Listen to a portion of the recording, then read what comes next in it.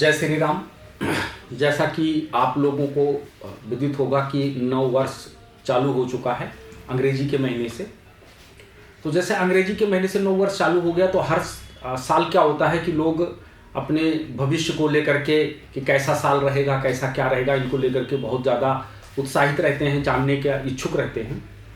इस चीज़ों को देखते हुए अगर मेष राशि के बारे में बात किया जाए, सबसे पहले हम एक ऐसा सीरीज चालू करेंगे जो हम ये 12 राशियों को और 12 एपिसोड में हम आप लोगों को बताएंगे। सबसे पहले हम मेष राशि की बात करते हैं। मेष राशि को अगर देखा जाए तो मेष राशि एक ऐसी राशि है कि जिसको अगर देखा जाए तो अग्नि तत्व की राशि है ये। और मेष राशि के जो लोग होते हैं वो प्रायः जीवन में यूज किए जाते हैं, उनको लोग यूज बहुत करते हैं, उनको लोग यूज करते हैं जब भी, क्योंकि वो लड़ाकू होते हैं।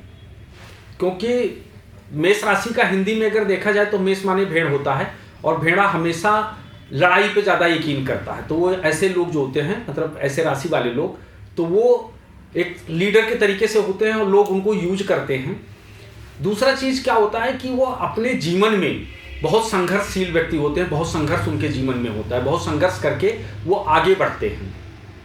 और आगे बढ़ने के बाद में जब वो एक मुकाम प्राप्त कर लेते हैं, उसके बावजूद भी उनके पूरे जीवन काल में कभी भी आराम नहीं लिखा है। वो कभी जीवन में आराम नहीं कर पाते, हमेशा पूरा जीवन किसी न किसी चीज़ में वो उलझे रहते हैं और हमेशा अपने जीवन को एक ऐसे जगह पे लाके खड़ा कर देते हैं कि जहाँ पर इंसान कभी यकीन नहीं कर सकता है। ये वर्ष जो 2026 है, इस 2026 में जो मंगल है वो मंत्री बनने जा रहा है। क्योंकि जिस तरीके से हमारे यहाँ जब सरकार की गठन होती है, एक सरकार बनती है, तो उसमें फाइनेंस, आपूर्ति मंत्री, शिक्षा मंत्री, इस तरीके से जैसे मंत्री पद बांटा जाता है, उसी तरीके से ग्रहों में भी होता है। तो इस वर्ष के जो राजा बनेंगे वो गुरु बृहस्पति बनेंगे और जो मंत्री बनेंगे वो मंगल बनेगा। तो मंगल जब मंत्री बनेगा तो मंगल क्या करेगा कि इस वर्ष जो 2026 है, ये 2026 जो है, ये वैसे तो देखा जाए तो आदमी के लिए बहुत अच्छा है, लेकिन ये राजनैतिक चीज़ों के लिए बिल्कुल भी ठीक नहीं है। इसमें छोटे छोटे दंगे फसाद होंगे, राजनैतिक उथल पुथल होगा, कई सारे देश आपस में लड़ मरेंगे। और जैसा कि आप लोग ये जान रहे हो कि ये स्थिति ऐसी हो जाएगी कि तृतीय विश्व युद्ध की तरह हो जाएगा, ये स्थिति बन जाएगा। लेकिन उसके बावजूद भी मेष राशि वाले कुल मिलाकर के बहुत बढ़िया करेंगे। क्योंकि गोचर की बात अगर हम करें तो गोचर में मंगल तो साल में बदलता रहता है, लेकिन जो हमारा वर्ष फल चालू होगा, यानी जो हमारे वर्ष का जो आएगा जब मंत्री और राजा बनेंगे, ये हमारे चैत्र नवरात्रि से शुरू होता है। क्योंकि अभी कोई बदलाव नहीं है, अगर अभी देखा जाए तो अभी किसी भी प्रकार से कोई बदलाव नहीं है, ना मंत्री का ना राजा का, इनका सबका कोई बदलाव नहीं है। और वैसे भी देखा जाए तो अभी गुरु बृहस्पति जैसे कि कर्क राशि में अपने उच्च राशि में गए थे और उच्च राशि से फिर वो मिथुन राशि के अंदर प्रवेश कर गए। तो ये वर्ष शनि और राहु मिल करके मेष राशि वालों के लिए बहुत अच्छा करेंगे। जैसे कि मेष राशि को अपने प्रचार प्रसार में लग जाना चाहिए और देश से विदेश की तरफ रुख करना चाहिए, यानी अपने देश में जो हो रहा है कर ही रहे, उनको विदेश की तरफ भी उनको जो है ध्यान देना चाहिए। दूसरी चीज क्या होता है कि जब भी शनि राहु किसी राशि को बढ़ाने लगे तो ऐसे व्यक्ति को कर्म जो है, जैसे वो दिल्ली में है या लखनऊ में है या वो बॉम्बे में है, कहीं भी है, तो उसको अदर स्टेटों में या अदर शहरों में भी उनको जो है इस चीज का प्रचार प्रसार करना चाहिए। और अगर वो इस तरीके से प्रचार प्रसार करते हैं तो 2026 उनके लिए बहुत अच्छा रहेगा। है तो संघर्ष में, क्योंकि मंगल का सबसे पहला काम है कि मंगल अपने जीवन में कभी भी किसी को इजी मनी नहीं देता है, बहुत आसानी से नहीं देता है कोई भी चीज, क्योंकि मंगल संघर्ष करवा करके फिर उसके बाद देता है। तो इसलिए बहुत अच्छा रहेगा। अब जैसा कि बहुत सारे लोग इन सब चीजों को लेकर के बहुत ज्यादा इच्छुक रहते हैं कि हम ऐसा क्या करें कि जिससे हमारा वर्ष बहुत अच्छा जाए और हमारे मतलब जो आर्थिक स्थिति है वो भी मजबूत हो। तो सर्वप्रथम क्या है कि दो चीजें करना चाहिए। एक तो सबसे पहला नंबर, क्योंकि मंत्री मंगल बनने जा रहे हैं, तो इसलिए मेष राशि वालों को पूरे वर्ष जो है मंगल चंडिका स्तोत्र का पाठ करना चाहिए। पहला चीज तो ये करना चाहिए। और दूसरी चीज, उनको रात्रि मीन्स मतलब सूर्य छुपने के बाद 7 बजे, 8 बजे, 9 बजे, 10 बजे, जब भी उनको टाइम मिलता है तो उनको शनि चालीसा का पाठ जरूर करना चाहिए। अगर वो शनि चालीसा का पाठ करते हैं तो उनके लिए बहुत अच्छा रहेगा।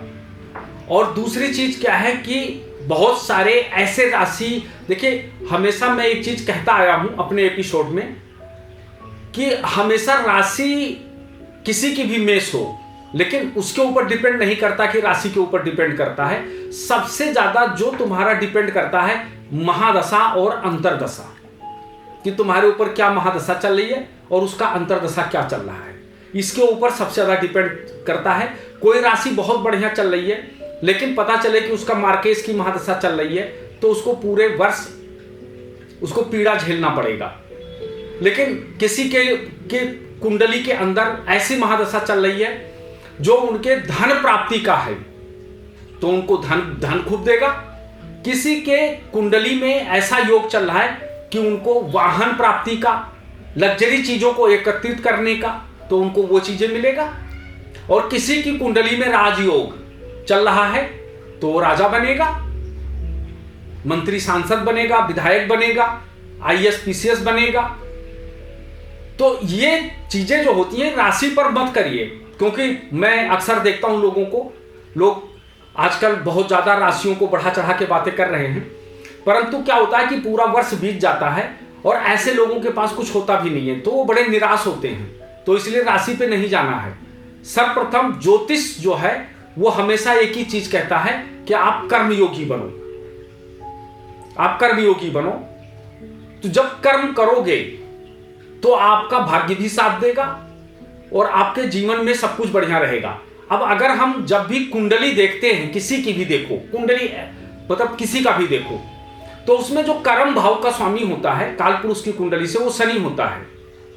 और हमारे जो डिजायर्स के कारक होते हैं, जो हमारे आय का कारक होता है, वो भी शनि होता है।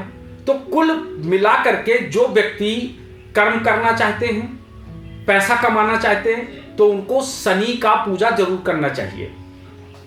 तो इसलिए मेष राशि वालों को चाहिए इस वर्ष में वो मंगल और शनि का पूजा करते रहें।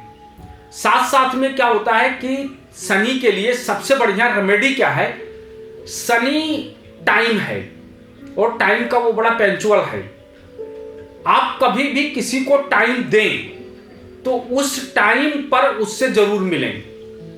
अगर आप उनसे उस टाइम पर नहीं मिलते हैं तो आपका शनि खराब हो जाएगा। इसलिए शनि को सही बनाने के लिए आप जो हैं अपने समय का जरूर ध्यान रखें। तो जैसा कि मेष राशि वालों को ये रेमेडी जरूर करना चाहिए। और अगर आप किसी भी प्रकार के एंजाइटी में चल रहे हैं या आपको एंजाइटी हो रही है, तो सर्वप्रथम आप मेडिटेशन करें और बैठ करके, आजकल तो बहुत सारे संसाधन आ गए हैं यूट्यूब इत्यादि पर, कहीं ना कहीं बैठ करके कुछ कथा इत्यादि का श्रवण करें। इससे क्या होगा कि आपका भाग्य वृद्धि होगा और आप एंजाइटी से बाहर निकल जाएंगे।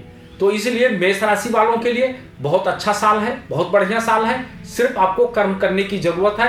आपकी बहुत दिनों से चली आ रही इच्छाएं की पूर्ति होगी। जय श्री राम, हर हर महादेव।